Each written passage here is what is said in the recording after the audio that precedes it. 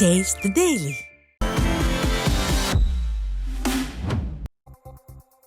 திண்டுக்கல்லில் உள்ள தனியார் மண்டபத்தில் திண்டுக்கல் மாவட்ட மொத்த மற்றும் சில்லறை முட்டை வியாபாரிகள் கலந்தாய்வு கூட்டம் நடைபெற்றது.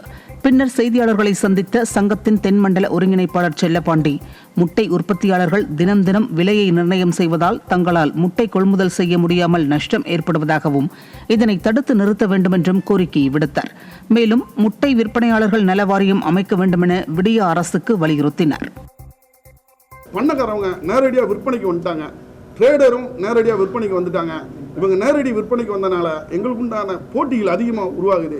இந்த போட்டி உருவாகிறனால எங்கள் வாழ்வாதாரமே பாதிச்சு பாதி முட்டை வியாபாரிகள் முட்டை தொழிலை விட்டு வெளியே போயிட்டாங்க. ரெண்டாவது, நிறைய முட்டை வியாபாரிகள் தற்கொலைக்கு தூண்டப்படுறாங்க. இந்த நிகழ்வை தடுக்கிறதுக்காண்டி முட்டை வியாபாரிகள் சங்கம் எங்களுக்குள்ள எந்த ஒரு சங்கமுமே நிலையா இல்லை.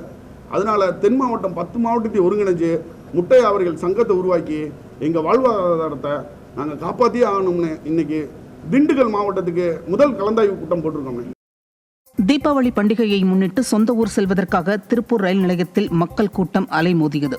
திருப்பூரில் பணியாற்றி வரும் வெளிமாநில தொழிலாளர்கள் தீபாவளி பண்டிகையை கொண்டாட சொந்த ஊர் செல்வதற்காக ரயில் நிலையத்தில் குவிந்த நிலையில் கேரளாவிலிருந்து ஜார்க்கண்ட் மாநிலம் தன்பாத் வரை செல்லும் ரயிலில் முண்டி அடித்துக் கொண்டு ஏறினர். இதனிடையே பயணி ஒருவருக்கு திடீரென மாரடைப்பு ஏற்பட்டதால் அவர் மருத்துவமனைக்கு அழைத்துச் செல்லப்பட்டார்.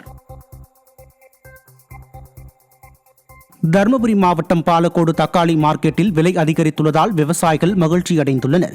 பாலக்கோடு சுற்றுவட்டார பகுதிகளில் பெய்த தொடர் மழையால் தற்போது வரத்து குறைந்துள்ளதால் கடந்த சில மாதங்களாக 10 ரூபாய் முதல் 12 ரூபாய் வரை விற்பனையான 1 கிலோ தக்காளி தற்போது 16 முதல் 18 ரூபாய் வரை விற்பனையாகிறது.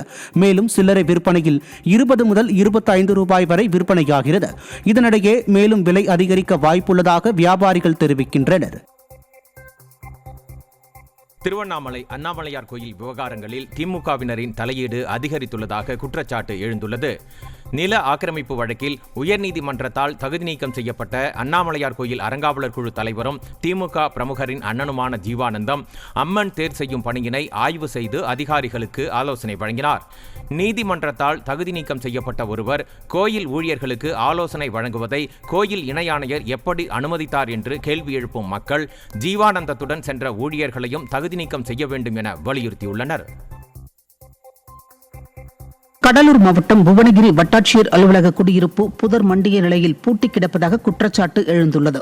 புவனகிரி வட்டாட்சியர் அலுவலகத்தில் பணிபுரியும் அலுவலர்களுக்காக கடந்த அதிமுக ஆட்சிக் காலத்தில் கட்டப்பட்ட குடியிருப்பில் தங்கி அலுவலர்கள் பணிபுரிந்தனர். ஆனால் தற்போது அலுவலர்களோ அதிகாரிகளோ யாரும் தங்காததால் குடியிருப்பு கட்டிடம் சேதமடைந்து வருவதுடன் ஏராளமாக புதர் மண்டியுள்ளது. முறையாக கட்டிடத்தை பராமரிக்காததால் மக்கள் வரிப்பணம் வீணடிக்கப்படுவதாக விடிய அரசு நிர்வாகத்தின் மீது மக்கள் குற்றம் சாட்டினர்.